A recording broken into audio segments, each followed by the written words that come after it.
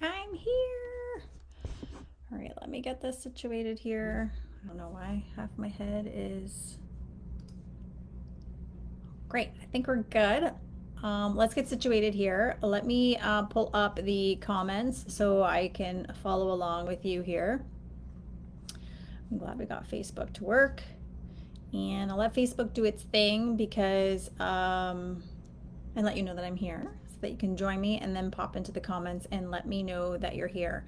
So I always like knowing who's here on the live or who's here on the replay so that you can join. So do drop into the comments. So I can see Kathleen and Carolyn are here, so I hope you'll say hi. All right, today we're talking about the gut, and mostly we're looking at how it's connected to weight loss. So in this free training, I've called it the weight loss secret hiding in your gut. We're going to look at what's often this overlooked issue that, when we go about weight loss, we're not looking at our gut and how the two things are connected. And maybe that's because it's never been pointed out to you, or it was never a concern because in your 20s and 30s, things were tickety-boo, and now that you're in your hormonal age, things are kind of shifting there.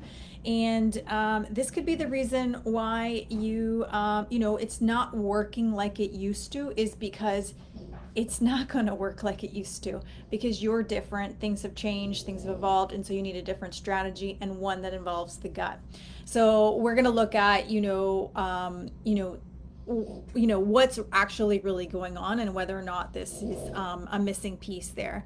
So, and sometimes the things that change when you are getting into that hormonal age are things like bloating, sometimes the stubborn weight that just won't budge, and oftentimes it's like that lower abdomen from the belly button down, constant cravings, or even that foggy tired feeling no matter how much sleep you get.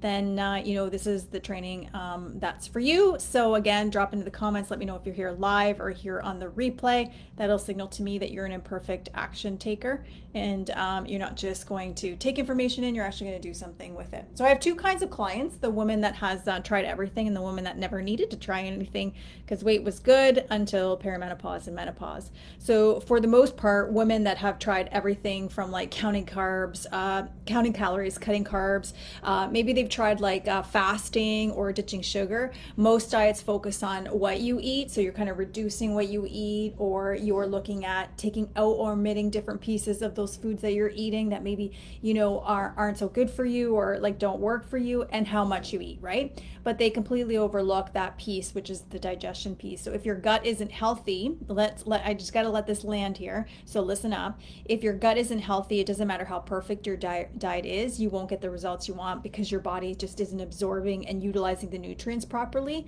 by way of what you're eating and even those supplements you might be taking. So this isn't about a lack of effort, it's really just about addressing the roadblock that a lot of women miss, which is the state of your gut, right? So here's the thing I want a lot of women to know: if you only walk away with one thing, let it be this. It's not just about calories, it's about what you absorb. So let me kind of break that down, right? Because a lot of us have heard, well, calories in, calories out, I'll just track my calories, but we're missing again this crucial piece, maybe because it wasn't important before, but now it is because things on the digestive level have just changed for you. So we really got to look at what it is that we're absorbing. So most diet plans just focus on, like I said, like calories in, calories out, but your body is really more complex than, I guess, like a math equation. So let me break down a few things. I'm going to break down three things. So first, there's nutrient absorption. So you can be eating all of the healthy foods, all of the whole foods, all, cooking everything, natural foods, whatever, and that's all great. But if your gut isn't breaking it down and absorbing those nutrients, your body misses out. So a couple of examples of that could be that you can still have low iron, hence why you have maybe low energy, or B12 absorption. So again, that's why you're really tired, or that's why you have you feel like you have like a sluggish or a poor metabolism. You have poor protein digestion, and so you could be, hey, I gotta have like I gotta eat more protein because I'm in perimenopause or menopause, and that's gonna help me build muscle, preserve muscle, help me with satiety, energy, all those things, and even cravings. But if you're not digesting it properly, then it's slower muscle repair, and then there's less fat fat burning.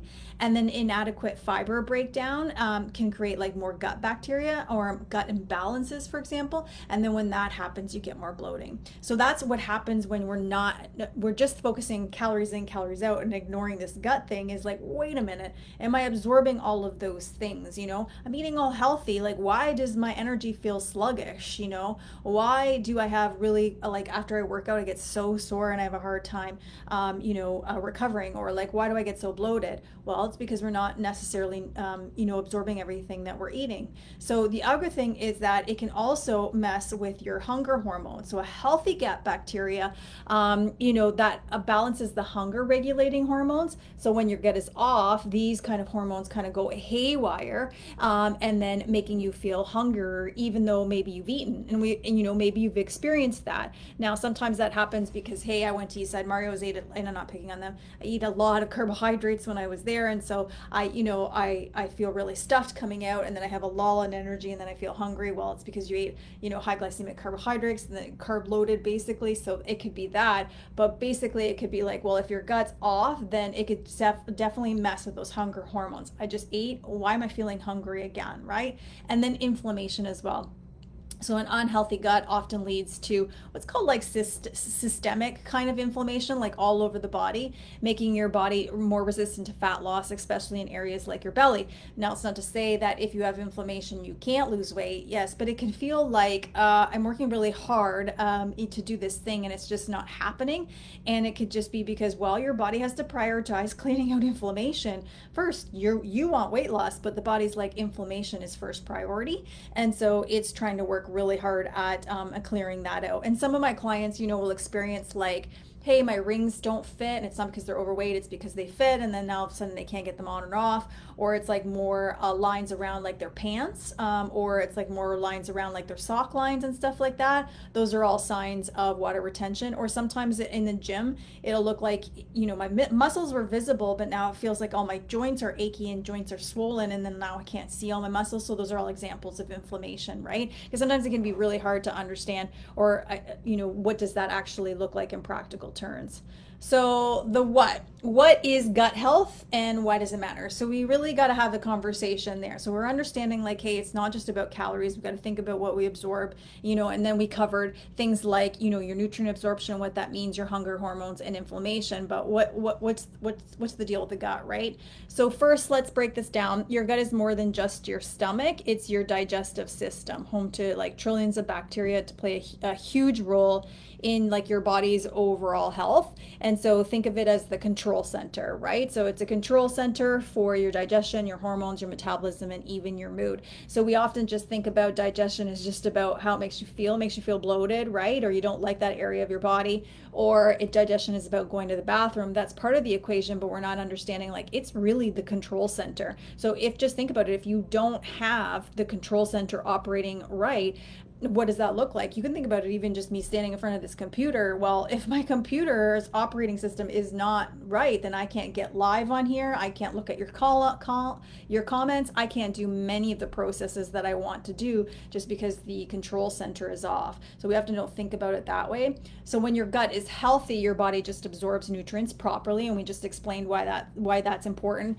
We also explained your hunger hormones, so then they become more balanced, right? And you do feel more energized. But when it's out of balance, that's when the problems creep in. So you might notice like, more bloating, more stubborn belly fat, mood swings, low energy, even brain fog, and even a weaker immune system. So that's what happens to me, is when my gut is off, definitely that's when I get more run down and I get more like cold and flu symptoms and stuff like that.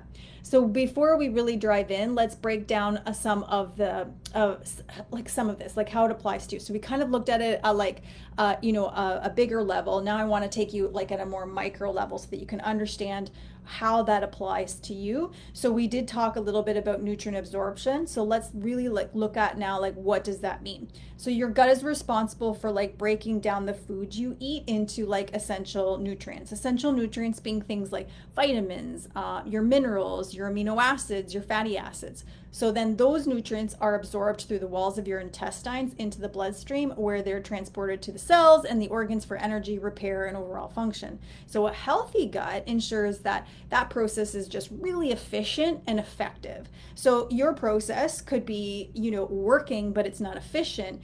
It could be working but not necessarily effective, for example. So when this doesn't happen efficiently or effectively, we kind of, slow down our metabolism.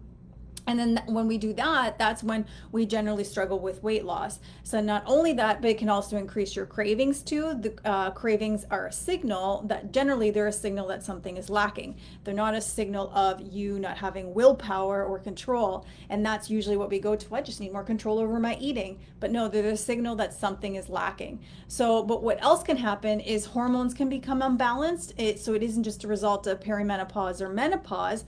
It could be a result of just poor digestion. And if we fix that, we'd have a better chance of feeling like our hormones are more balanced, right? So when we absorb the nutrients well, then we produce enough red blood cells to deliver oxygen through the body, which then, you know what that means? You get more energy too. So that's the importance of nutrient absorption. So you could be looking at calories and ignoring this other piece, but we also want to make sure that if we're tracking calories, for example, that we're also thinking about this piece as well and the importance of this piece. So again, I mentioned balancing your hunger hormones. So let's look at, okay, what does that mean? So your gut communicates with your brain through something called the gut-brain axis, and that influences your hunger and fullness, right? So to tell you, whoa, you need to slow down your eating or stop eating because you're getting too full, or the thing that tells you like, I'm hungry before you're hangry, for example. So two major hunger hormones are those two. They're ghrelin, the signals it signals hunger to your brain,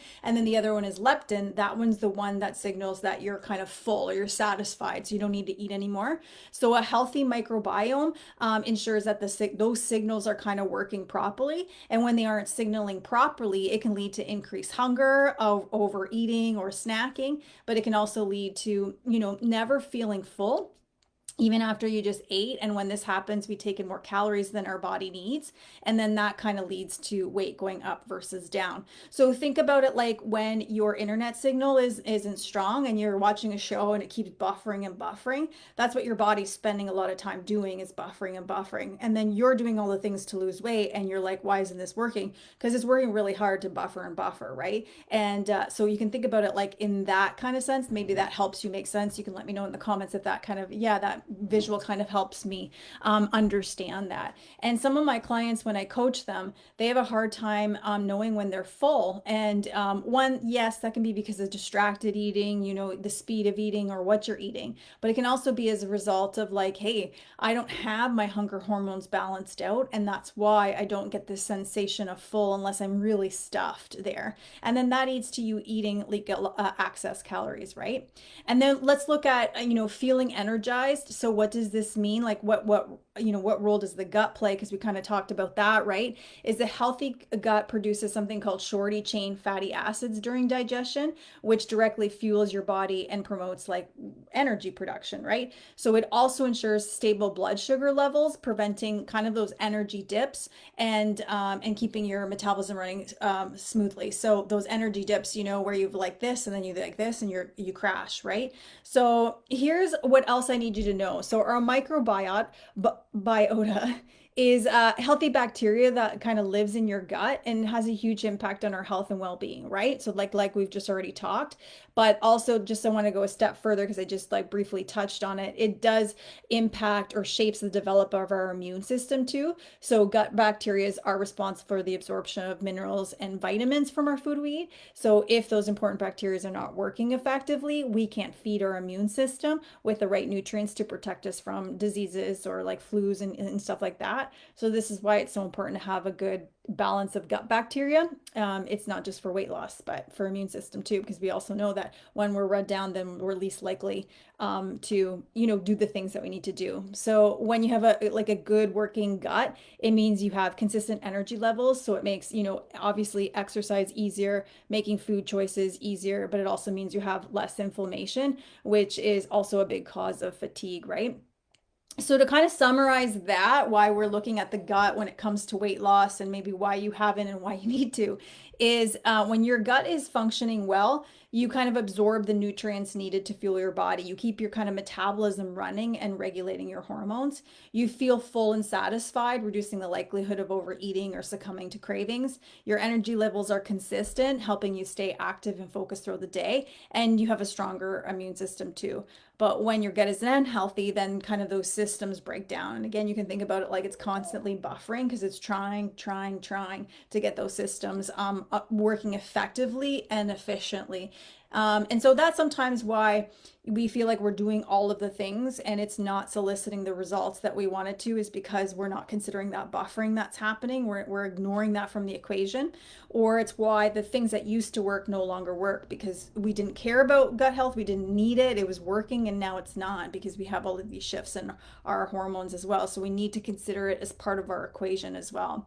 So what you might be doing wrong because you're thinking of weight loss like as the forefront, I get it. You want to lose weight and you want to keep it off. And some of you say, hey, I want to get stronger. I want to build more muscle and that sort of thing. And I want to feel energy. When we keep those things at the forefront, and not piecing all those other things in there. I've seen it over 16 years of coaching. You know, it works for weight loss, but not for wellness. And oftentimes we've spent so many years thinking about weight loss, but not thinking about it as part of an overall strategy or approach. And like, I would just want to feel better. And so that's where women tend to get stuck. So some of the things that might be not considering your wellness. They might work, I guess, for weight loss, but don't necessarily work for this piece of the puzzle so that you can keep going and you feel optimized. Is one, I'm just going to go one, is boosting protein too quickly without considering fiber and water. So when you increase protein intake too quickly without balancing it with fiber-rich foods, and you also need water in there too, you can kind of overwhelm your digestive system. So this often can lead to more bloating or constipation or discomfort, and that makes you feel worse instead of better, right? So you don't want to increase your protein or your fiber too quickly, and you do need those other components like water built in there as well. So a lot of women will be like, oh, I've noticed when I increase my protein, I get more unwell or I get more bloated. That's probably why. Of course, the type of protein that you're eating, if you're eating a lot of processed protein, so protein bars, protein wraps, keto chips, protein bars, protein shakes, all that stuff, that doesn't impact on your protein, your protein. Of course, it increases your protein, but it doesn't impact on your digestive system as well, and not in the way we want it to, right? So, and that brings me again to the next point, is like relying on processed healthy foods. So like those things that I said, even like protein balls, protein breads and wraps are really in. Even the carbonate bread, it's not necessarily, it's a high fiber, but we're not considering the type of fiber that's in there. And that's why maybe you have more diarrhea, for example. But many processed protein products are loaded with artificial sweeteners or low quality ingredients and fillers and different fibers like inulin that can disrupt kind of your microbiome. So they can also trigger, bloating, gas, sugar cravings, plus they often contain fewer nutrients than whole food alternatives. So a lot of us are using them because it's like, I'm in a pickle, I'm in a pinch, I'm going to the hockey game or whatever, and that's fine. But if you're finding like, I'm not going to the bathroom, or I'm going to the bathroom, but it's like constant diarrhea, or I'm going to the bathroom and it's hard to pass, or it's floating and it's not sinking, I don't feel well after, I go multiple times, I don't go, whatever that looks like. Generally, I'm working with clients who don't go for 2, 3, or 4, sometimes 5 days in a row. You can consider like, hey, I might need to think about different options to go to the hockey rink. That isn't working for me. So we've covered 2 so far. Number 3 would be cutting out carbs completely. Obviously, like if we reduce refined carbs, like your white bread and your sugary snacks, that can help, but cutting out all carbs can deprive your gut bacteria of the prebiotics they need to thrive. So you do need whole grains. You do need legumes, like your chickpeas, your lentils, even just like your quinoa, which isn't a legume, but and your beans and fruit. You need all of those. Those are all carbohydrates, and so we do need some of those to help feed our gut some prebiotics in there. So that's 3. Number 4 is ignoring stress and sleep. So, and I know like my husband, when he's super stressed, he doesn't go for days. I'm the opposite. I am like overgoing, and not necessarily feeling better and can still be really bloated. So even with the perfect nutrition and exercise, like high stress and poor sleep can really disrupt your gut health and really prevent your weight loss. Because remember, we talked about it. If your body's constantly in that buffering mode, that's the body's priority, is to stop buffering, right?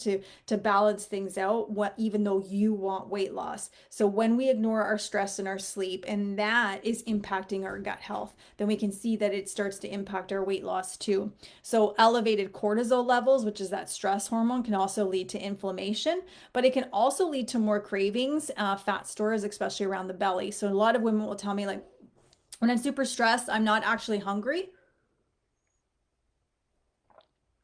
But pay attention. Do you still feel well in your body, or are you still bloated? And other women will say, when I'm stressed, I overeat, or I eat on different things too. And that can be a result of like, hey, your cortisol levels are just up. So we got to look at the gut as well.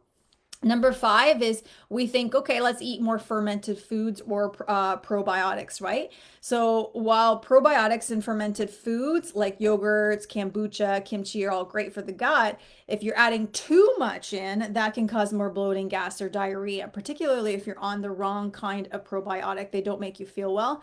So everyone's gut microbiome is different. So more is not always better. And that's the thing that we tend to sometimes do, is like we think, we hear, this is really good for you, and they think more, more, more. But we need to think about it from the digestive level there. And then overeating healthy foods without paying attention to portions. So, avocados, nuts, seeds, and coconut oil are all really nutrient dense and great for gut health, but they're also really calorie dense. So eating too much of these foods basically can just add hidden calories in, and which is stalling out your weight loss there. Drinking too many low calorie or 0 calorie beverages, or might I add even energy drinks, because some of us are like trying to quit coffee, but then we sub in an energy drink in the afternoon as a pick me up. We can talk about caffeine as well, and because that can play havoc on your digestive system too.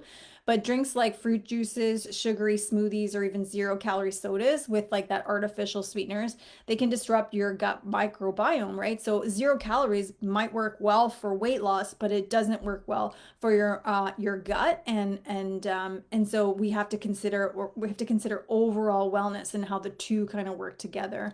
And not to mention that if you have a lot of artificial sweeteners and things like that, or just really sugary, how it can create more insulin spikes. Insulin likes to work really well with cortisol. Cortisol likes to deposit itself around your belly. So they also leave you feeling unsatisfied and lead to overeating too. And oftentimes when we're eating those low calorie beverages, what they do is actually increase our sugar cravings. You can be exercising too much or too intensely. So over exercising, especially during times when you're really high stress. And that one's a really big one for clients, is because they think like, no, I got to do it well. I got to do it well. I'm doing the things. And then they're ignoring this high stress period. And it's either because they don't know how to be flexible, and give them their stress space, or they have a dialogue that says, no, you have to do this perfect. You have to be all or nothing. You have to do all of the things, right? And so we really struggle with giving ourselves room to be stressed without feeling like I'm failing or not doing the things. But basically over exercising, especially during those high stress times, increases your cortisol level. When that increases, then we tend to have more inflammation. When that happens, it disrupts your gut health and hinders weight loss. Because remember, inflammation, it's like your body's going to continue buffering to kind of clear out the inflammation that it needs to clear out. When it's busy doing that, it's not really looking at weight loss. It's not really looking at getting your gut kind of working right, and not giving your gut time to adjust. So sometimes when we think about weight loss, we make a lot of drastic changes to our diet and our lifestyle, and that just kind of really like shocks your gut. So it kind of leaves you with like this temporary kind of feeling of bloating or gas, and you might think something isn't working when in reality your body just really needs time to adapt to the changes that you're making. Snacking too much or eating too often, constantly grazing kind of throughout the day or snacking can just really overload your digestive system. And then that can lead to sugar imbalances, but also can lead to more discomfort. And so some of us don't like meals. We just like snacky kind of foods. So you have to consider digestion always goes with rest. And so we always need periods of where our body is working hard to digest our foods. And then we need periods of time where it's not working. If it's constantly working, you're just overstressing the system. And late night eating. It's not necessarily about late night eating. It's more about like this, what you're eating and like how heavy that meal is or how big that is. Because again, if you're eating something late at night or something high sugar, something that's hard to digest, or maybe you went out for dinner and it's a super late night, you might find that it disrupts your sleep where it never used to. But also, it's that your body is really working hard at digesting that food when you're sleeping versus working on giving you quality sleep during that time. So really, we want to leave sleep to the rest portion so that your body can work on repairing itself during sleep versus working on digestion. So those are kind of 11 things that you might be doing that maybe work well for weight loss, but don't work well on the wellness front or the digestive front and how they can work together. So some additional signs that, you might kind of me discrediting that are related to poor gut health. So it could be, frequent digestive discomfort. So for some people that's gas, for some people that's constipation or diarrhea or indigestion actually, or acid reflux, or even after eating foods that you normally tolerate. Skin issues can be another one, like acne, eczema, or rashes. They seem to flare up more often, or your skin feels irritated kind of for no reason. Autoimmune systems, like issues like joint pain, fatigue, or stiffness, which can all be linked to gut inflammation. Frequent headaches or migraines. Your headaches seem to happen like more often where they never did before. That might be linked to what you're eating, but also how your gut is functioning. Sleep disturbances, especially trouble sleeping or waking up or not feeling refreshed when you get up. Food intolerances, you used to be able to eat all of the foods and now all of a sudden everything kind of bothers you and you're trying to figure out why. Increased sugar cravings as well, that can be a sign of gut imbalances as well. And then persistent fatigue. So you rest, you get enough sleep, but you still feel sluggish, or maybe you feel just like mentally tired or more foggy throughout the day. And so those can be all different signs that you think, okay, I get frequent headaches, so you're trying to treat the headaches. Food intolerances, you're trying to treat the food intolerances. Cravings, you're trying to, but it's like, okay, well, if I got to the root cause, solve my gut issues, then it would kind of resolve the cascade of those things. I hope that makes sense. So we got to get to the what to do. So how to reset your gut and start feeling better. I've kept it pretty practical and pretty simple. So we've gone to talking about what is the connection between the gut and weight loss and why is that important. We've gone through, okay, what's the result of not having a good gut? And then we've looked at, okay, some of the mistakes that we might be making that maybe align with weight loss but don't align with gut. And then we looked at, okay, what are some of the other signs and symptoms that I might be solving for that are part of a bigger thing, or the things that I'm discrediting as being part of poor gut health. So now we got to look at what we're doing. So one, obviously we want to feed your gut the right foods. So we do want to prioritize fiber-rich foods. So more vegetables, more fruits, more legumes, more whole grain supports, even just like flax and chia all have a lot of fiber rich. You just want to be cautious of those things because they do have a lot more calories in them, and particularly if you want to lose weight. And then like I said earlier, it's like you do want to do it incrementally, right? Is to increase your fiber. We don't want to do it all at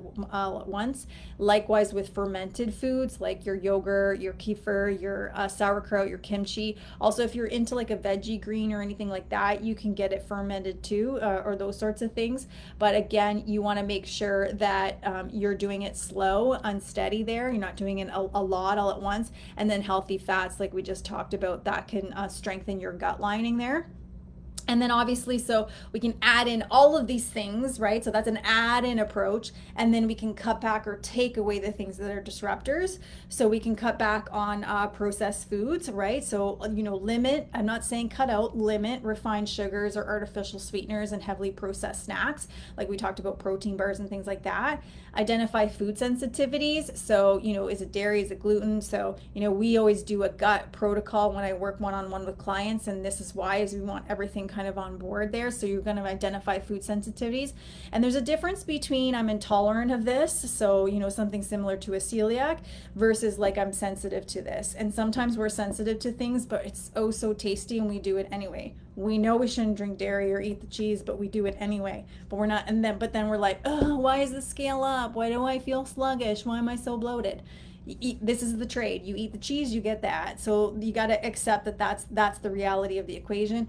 Sometimes this has to feel so great in order for us to cut it out. Look, dairy made me feel that way. I used to have a glass of milk with every meal, and I used to eat cheese like it was going out of style. Cheese and saltine crackers is what I ate in college until I made the connection, and then I was like, it's not worth me feeling that way. So it had to go. It had to go, even though I loved it. That was the decision I needed to make for myself. It wasn't from a weight loss perspective. It was like, man, I don't like the way my pants fit because it hurts. It hurts to sit. I'm constantly adjusting. I'm constantly thinking about it. I'm constantly, self-conscious about it, and then it's bloated, and then I'm looking for the bathroom every time I go to the mall, or it's like I have to, I'm on a date and I have to think about what I'm eating so that I don't get gassy. I'm thinking about all those things. And so I was like, it's not worth all of those things, right? So we got to identify the food sensitivities. Obviously, if we minimize alcohol and caffeine, because it's an irritant on your gut, right? Especially when it's consumed excessively. So you might use a glass of wine to unwind at the end of the night. How are you thinking about that in connection to your gut health? You might every Friday night, that's what you and your husband do at night. How are you thinking about that? Caffeine too, particularly if you're drinking caffeine before breakfast on an empty stomach. I've spoken about this a lot, but also the volume of caffeine that you eat. If you're using caffeine because you just need energy, for example, then you need to you're solving for the wrong thing. You're treating the symptom, not the real cause. And obviously we want to manage stress levels, right? Because chronic stress can harm your gut microbiome as much as poor food choices. So sometimes it's because I can't solve the stress. We start to think about the food, but they kind of go hand in hand. And I know that sometimes that can be a big lever to pull that we really don't know how. We want to make sure that we're building a balanced meals. So protein obviously is your ally. Again, it stabilizes your blood sugars and keeps you full. And we want to think lean meats. You can do fish, tofu, or if you're plant-based as well. And you want to pair protein with fiber and healthy fats, so that combo kind of helps you prevent any energy crashes, and it will help with your cravings too, right? We want to hydrate. So you're either like, I can hydrate like a boss, or I just had somebody today who is like, hydrating is really hard for me. I know it's simple, but it's really hard. So 8 to 10 glasses of water, and obviously that depends on your activity level and what you're eating and all that sort of thing. But you can also do herbal teas too. If you're like, I hate plain water, you can infuse your water like that too. And then we did talk about stress a little bit, right? But we just need to really understand how it, impacts your gut function.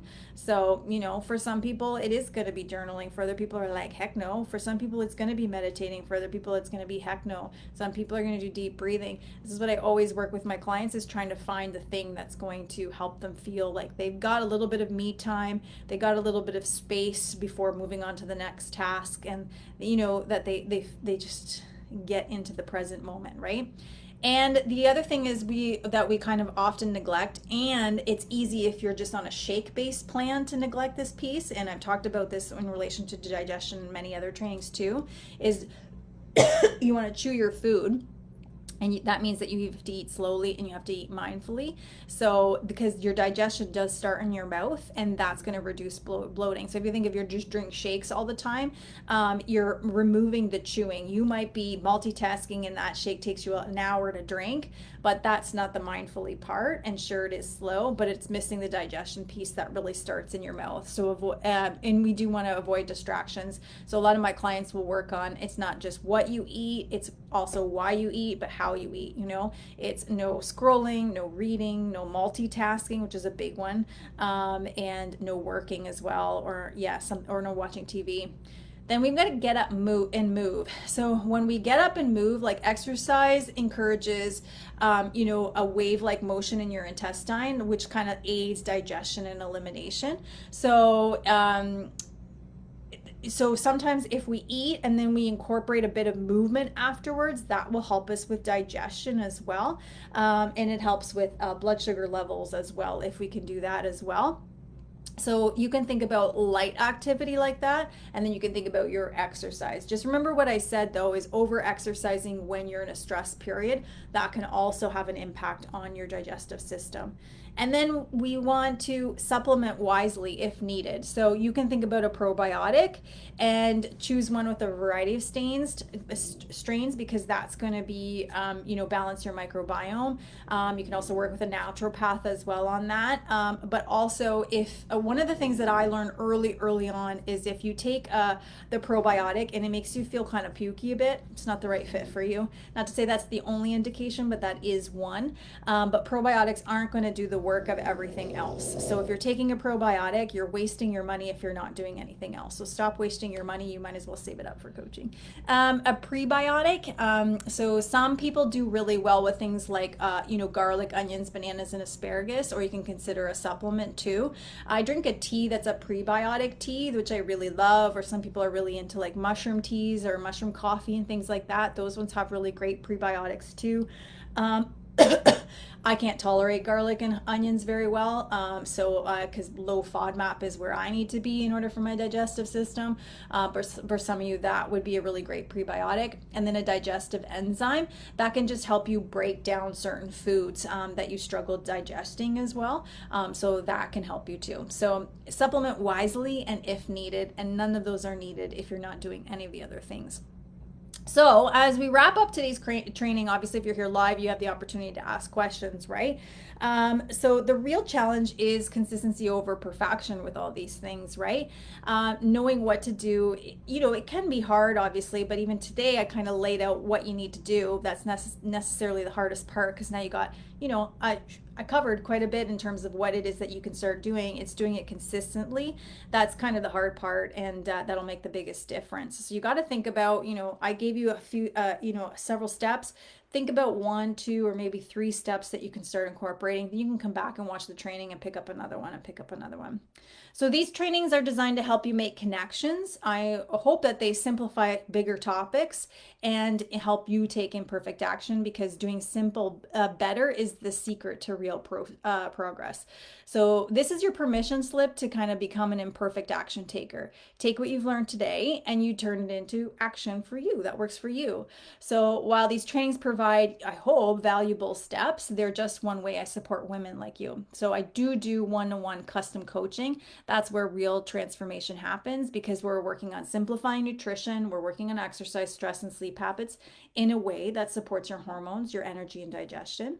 We're going to look at the mindset shifts that are needed, because it's not just about weight loss, it's about sustaining it and making the lifestyle changes. And it's where you get the structure, the tools, and the high accountability to make it stick. So this isn't just about doing it perfectly, it's about doing it smarter, with the support and the strategies that are really just tailored to your life and where you are right now. Those are the 2 steps you can take.